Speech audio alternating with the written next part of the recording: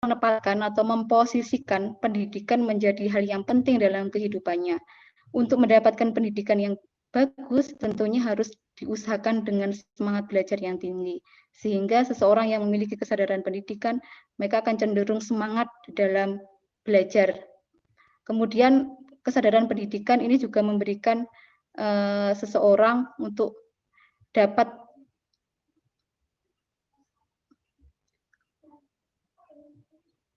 kemudian kesadaran pendidikan ini juga menjadikan seseorang menjadi semangat untuk berprestasi, semangat berprestasi karena memang cenderung dia akan mampu cenderung untuk meraih prestasi yang diharapkan.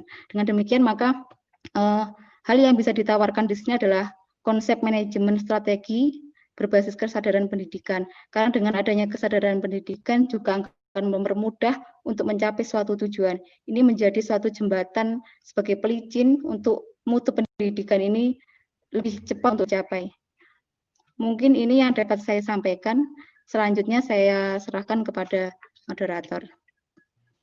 Oke, terima kasih kepada Saudari Yusnia binti Khalifah, luar biasa telah memberikan paparan hasil penelitiannya.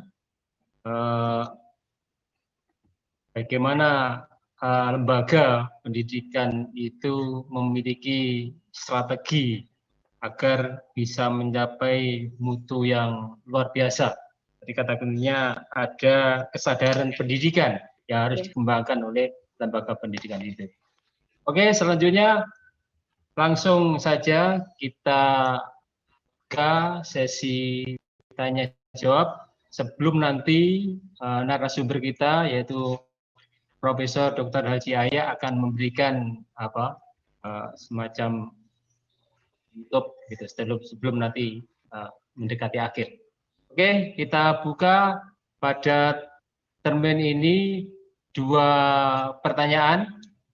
Kita buka dua pertanyaan. Silahkan peserta untuk memberikan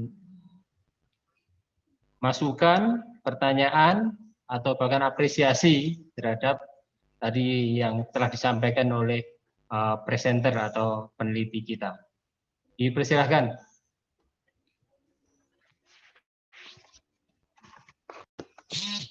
Pak Jun, boleh masuk? Ya, silahkan Mbak Mbak Yuni dari Lawak. Oh, ya. Terima kasih. Nganjuk. Dari Nganjuk, ya Nganjuk. Dari Nganjuk.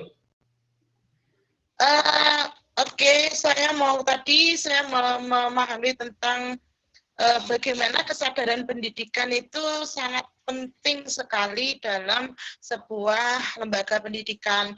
Sebab banyak hal yang kita kembangkan, kemudian tanpa adanya kesadaran pendidikan ini akan terbengkelai. Maksud saya kurang maksimal.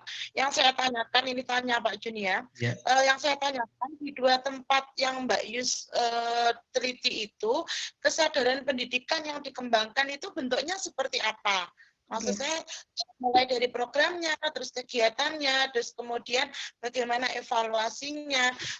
Andaikan itu nanti bisa kita share, itu nanti bisa kita laksanakan di lembaga pendidikan kita. Jadi saya pikir kesadaran pendidikan sangat penting, tapi konsepnya itu seperti apa? Terima kasih. Oke, terima kasih Mbak Yuni Mas Rifatin dari Nganjuk.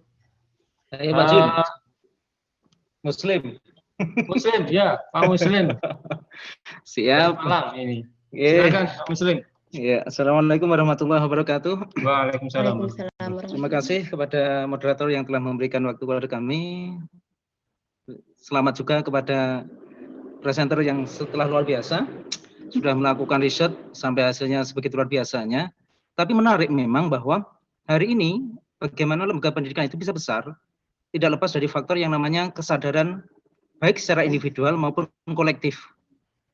Apalagi di era pandemik yang sekarang ini sedang berkembang.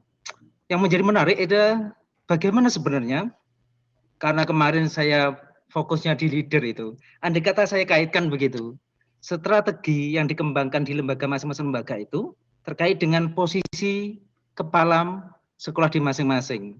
Artinya apakah memang di situ tidak lepas dari faktor kepala sekolah yang mampu memanage situasi atau strategi yang ada di lembaga itu, atau memang strategi itu muncul berangkat dari bawah, artinya apa?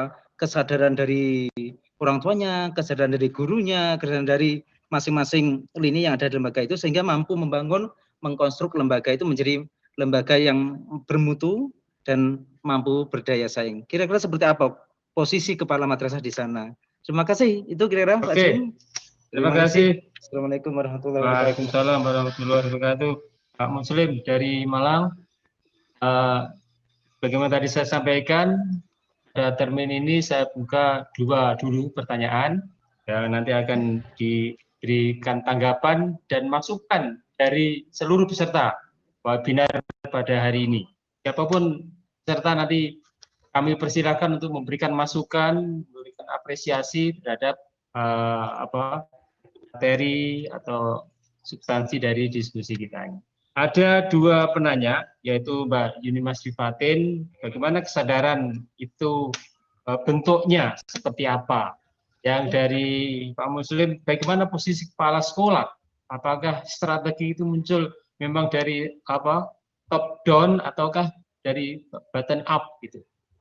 Itu barangkali untuk kali ini saya persilahkan kepada presenter kita, peneliti dari Yusnia binti Khalifah untuk memberikan tanggapan. Terima kasih, saya akan mencoba menjawab. Yang pertama tadi adalah pertanyaan dari Bu Yuni ya, bagaimana bentuknya untuk sampai bisa pada wujud kesadaran. Berdasarkan dari hasil penelitian ini, bahwa memang upaya untuk sampai pada kesadaran pendidikan ini sudah dari perumusan strategi, implementasi strategi, sampai pada evaluasi strategi. Contohnya saya ngambil satu, yaitu tentang strategi pengembangan sumber daya manusia, yang kurikulum ya, yang pertama. Strategi pengembangan kurikulum, ini memang diarahkan yang seperti saya sampaikan tadi, yaitu berbasis karakter religius.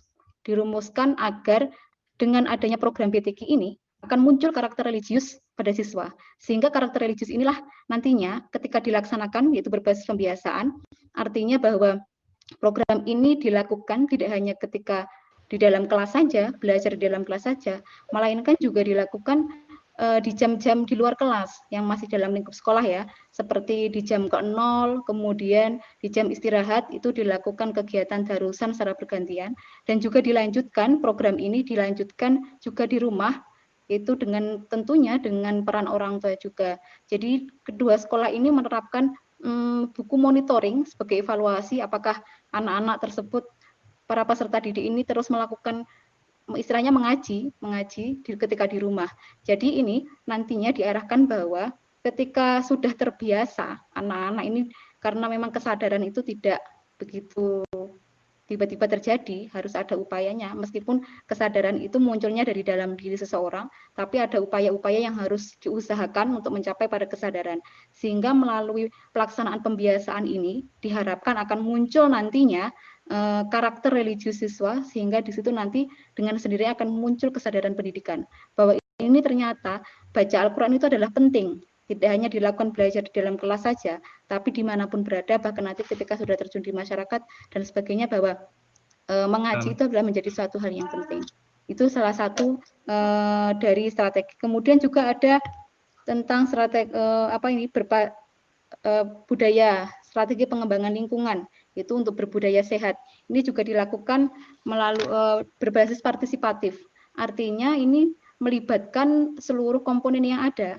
Jadi ada mulai dari kepala sekolah sampai staf, ini saling mengingatkan terus kepada siswa. Begitu juga peran orang tua ketika di rumah. Dengan demikian maka saling adanya kerjasama antara komponen yang ada di dalam sekolahan dan juga di rumah, maka siswa akan menjadi terbiasa juga, sehingga dengan sendirinya nanti akan muncul kesadaran pendidikan. Mungkin itu yang saya sampaikan, Bu Yuni. Mungkin ada tanggapan atau masukan?